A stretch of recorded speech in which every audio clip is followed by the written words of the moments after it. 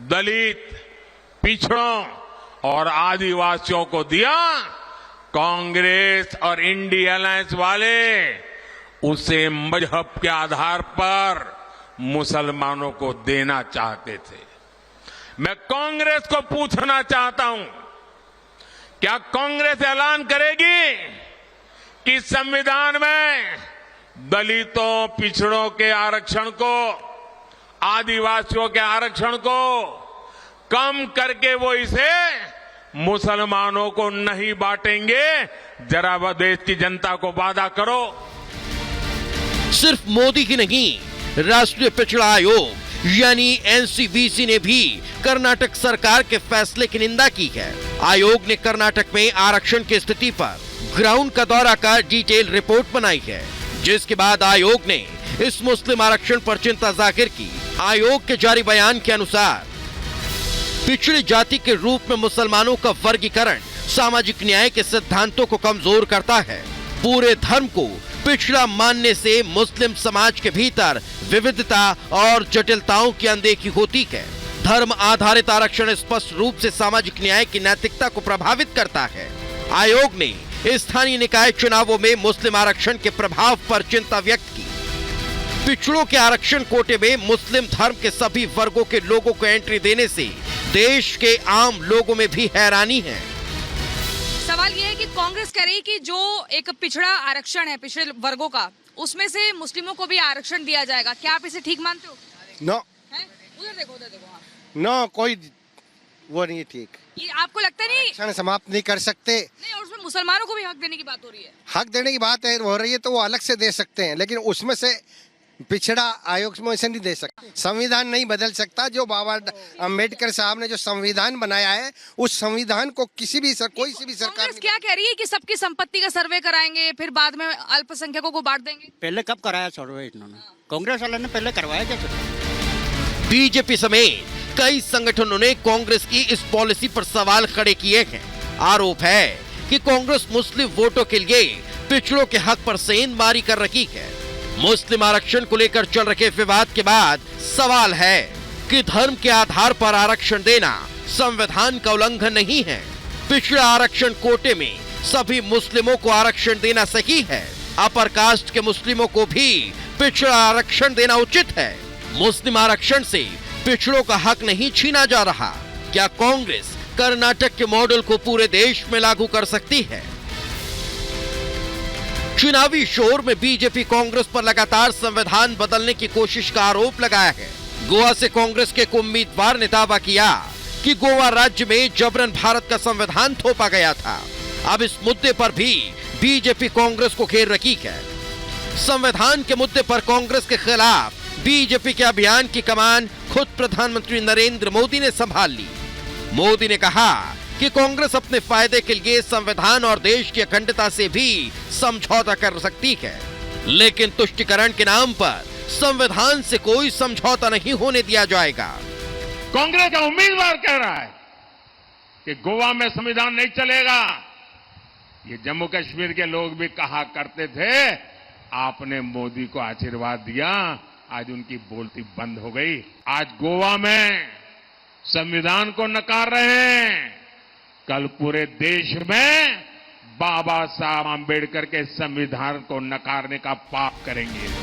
आपको बता दें कि कांग्रेस समेत तमाम विपक्षी दल आरोप लगाते हैं कि अगर मोदी तीसरी बार सत्ता में वापस आए तो बीजेपी देश का संविधान बदल देगी।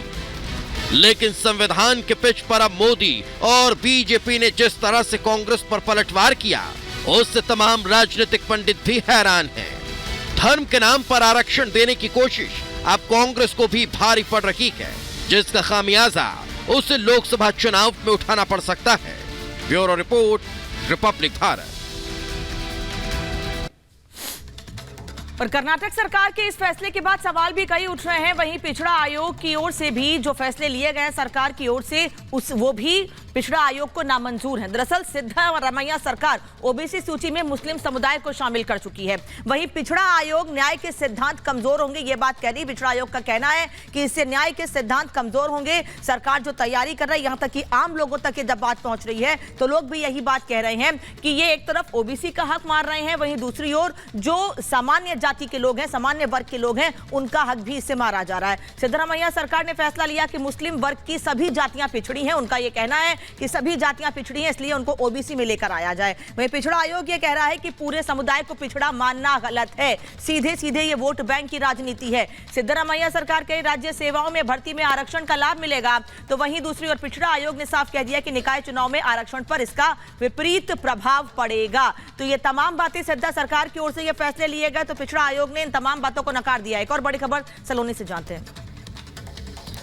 और बड़ी जानकारी मिल रही है कि प्रधानमंत्री के बयान पर असदुद्दीन ओवैसी ने हमला बोला और कहा है कि सीधे सीधे यहां पर सिर्फ और सिर्फ मुसलमानों से नफरत की गारंटी है। ये कह दिया क्या वो मुसलमानों के प्रधानमंत्री नहीं हैं? ये सवाल भी असदुद्दीन ओवैसी ने पूछा है। ये बड़ी खबर आपको बता रहे हैं। ओवैसी का कहना है कि मुसलमानों से नफरत की गारंटी है ये।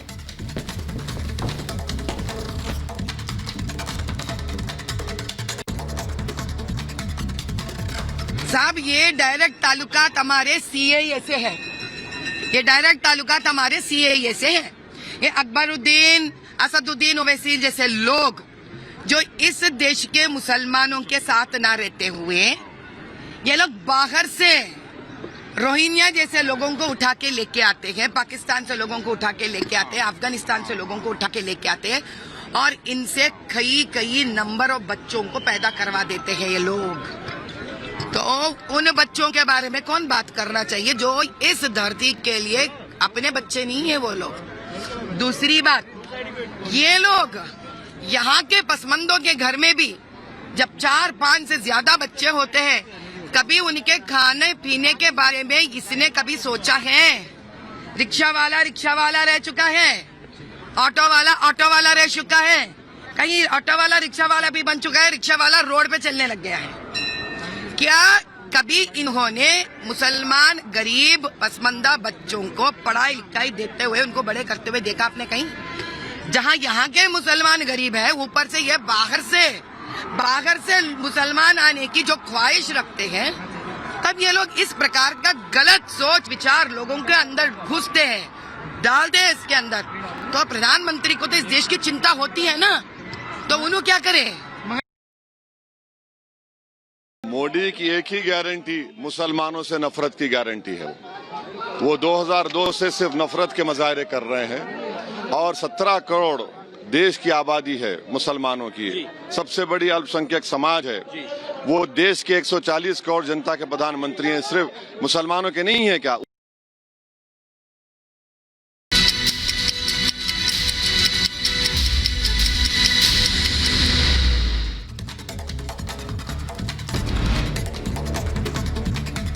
सैम पित्रोदा के बयान पर यूपी के डिप्टी सीएम ब्रजेश पाठक का हमला। कहा पित्रोदा का बयान कांग्रेस पार्टी की आंतरिक रणनीति का हिस्सा।